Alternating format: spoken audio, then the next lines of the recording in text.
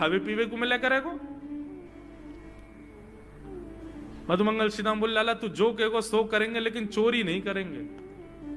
ठाकुर जी बोले तो ठीक है, कल से तुम लोग अलग खेलो, मैं और दाऊ दादा अलग खेलेंगे, हमारे संग मत खेलना।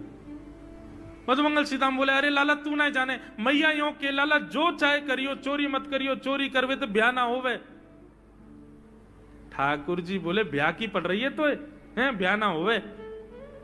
ऐसो पत्र पूछ रहा सो है गयो, पत्रो दुबरो सो तू सीख जैसो है गयो, तो कौन ब्याह करेगा ऐसे। अरे ब्याह करना तो ने खाया ने पी ने बढ़िया गाल तेरे बढ़िया होंगे, शरीर ने बढ़िया होगा तभी तो ब्याह होएगा।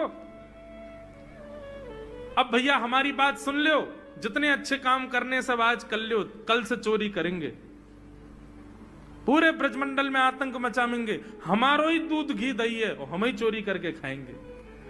ठाकुर जी ने चोरी क्यों की?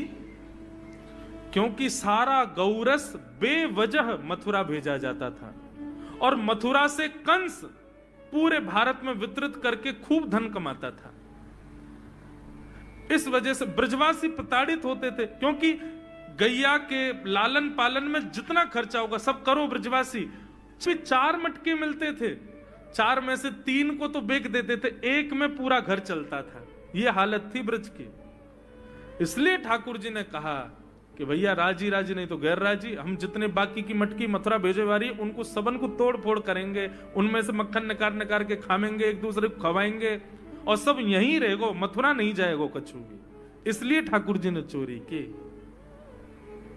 सबसे पहले प्रैक्टिस अपने घर में ही कर लें कैसे करनी है चोरी। अगले दिन ठाकुर जी सवेरे उठे और देखने लगे यशोदा मैया देख तो नहीं रही, और ठाकुर जी चुपचाप गए महाराज जहां पर सारे मक्खन दूध दही रखे, वहां पहुंच गए गौरस भंडार में।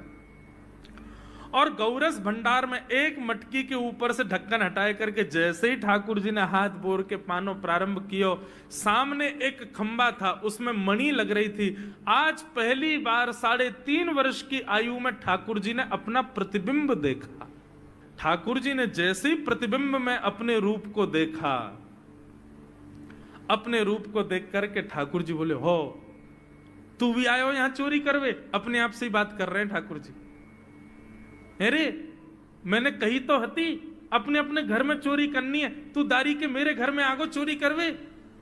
ठाकुर जी अपने प्रतिबिंब से बात कर रहे हैं। अब गौरस भंडार में ठाकुर जी की आवाज गूंज रही थी और वो गूंजते हुए रसोई घर में जा रही थी।